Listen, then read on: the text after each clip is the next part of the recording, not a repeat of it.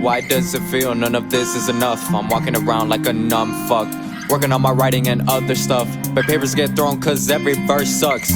Now I see it, now I see it, the stress and the mess, now I feel it. He says he's the best, but I bet that his death and his debt will never go away. He lets all the sex and the mess burn a fire in his chest that'll lead him to his own fucking grave. Now he's possessed with a test, no time for a rest, no guess, playing his old chess game.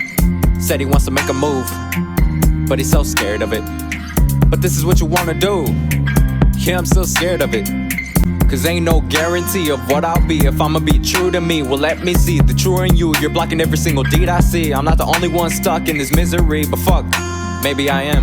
I overthink too much, but fuck, I do what I can to stop all the thoughts, but it always seems a little impossible not to have a second guess, not think of a lot when you don't have a motherfucking job just to start with. So you start regretting dropping out of college because you have a dream on some actual garbage. Your mama comes home to some loud fucking nonsense. He's too embarrassed and shy to tell his mom that he's been making beats and recording his raps, and honestly she's questioning where she go wrong because she really thinks music's not even an option. Dad wondering what's going on because he stays in his room with closed doors, then he locks it. So move along, there's nothing to see, just a young kid out here chasing a dream. He tells a story of a person that nobody knows, but he's manifested through the songs that were told. Mr. Nobody.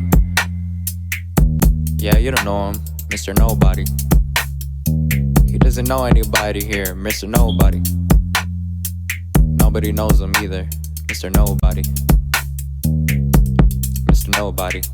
Staying up until 3 a.m. working on music, letting the demons creep in, saying, this isn't your lane, take it from me, you'll just be in some pain. When they bash your music, wait and just see that you'll fall and just end up with me. So delete everything, it's just trash, and drink like if it's your last.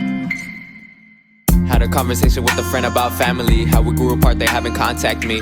And it just so happened, a few days later, my cousin stopped by, surprisingly. And we talked, and she asked me if I talked to. I said no, but I mean to. Why? She said, he calls from prison, so I let him know that you just wanted to say hi. I told her that'd be great, she had to go home, so I told her stay safe. A few days later, I'm driving home and my phone rings and I get a call from an inmate. I couldn't believe it, I asked, is this?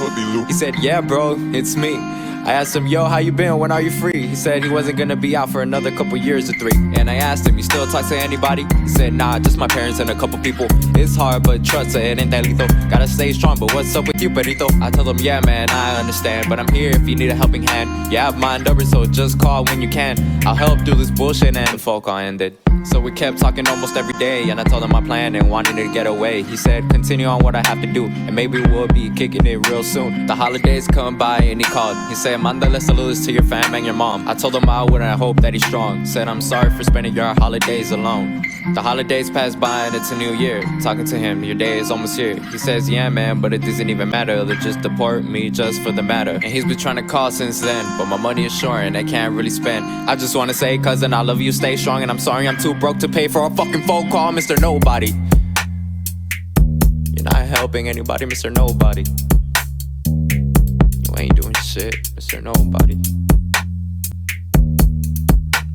Mr. Nobody.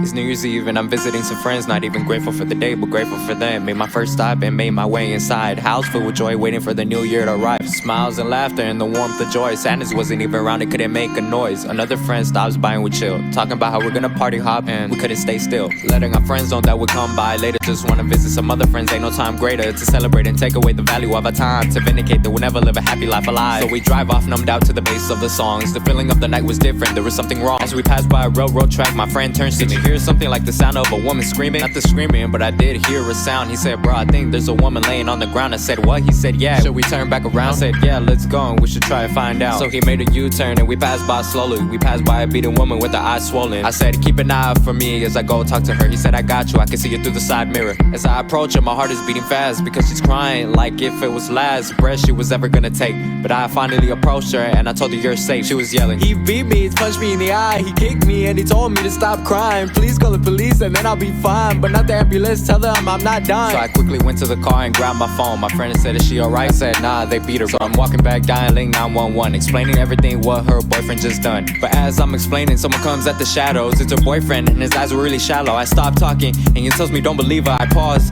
and I tell him to shut up. As he gets closer, my hands are clenching up, my eyes are filled with fury and I'm ready to rush, but an energy told me not to do it. So I stayed with the woman. As he walks back into the shadows, I'm talking to her. She's telling me her story. She told me her name was, so I sit with her while we wait for the police. How she left home to start a new life. She's 34, but she never got it right. She said I'm homeless, and I never understood. The system thinks I can turn around life if I could. Trying to get my papers, trust me, I'm inspired. But with my status, ain't nobody wanna hire a 34-year-old woman with no life together. No matter how bright the sun is, I'm always under the weather. But if there's one thing that I stay true to this day, is that I'll never ever doubt my faith. Because even though suicide is what I contemplate, he always finds a way to tell me I'm okay. And he sent you here to save me and save you. You're blessed, my child, and so is your friend too. You guys heard me when I was on my lowest. I found a home in you, even though I'm homeless. Your eyes and your face I will never forget. You should get going, they'll be here in any minute. I said no, I'll stay here till the cops come. She said no, you already did enough, my son, so go enjoy your life because it's just begun. We stood up together and I told her give me a hug. I didn't want to let her go because I felt the love. And I started to walk to the car. I was holding on to my face because I was still in awe. What if we never had the windows down? What if the music was playing too loud? What if we never went down that street? What if we never had a purpose to leave? What if we left at a different time? What if we decided to never stop by? What if everything happened in a different season, but then I realized everything happens for a reason? Maybe I'm somebody.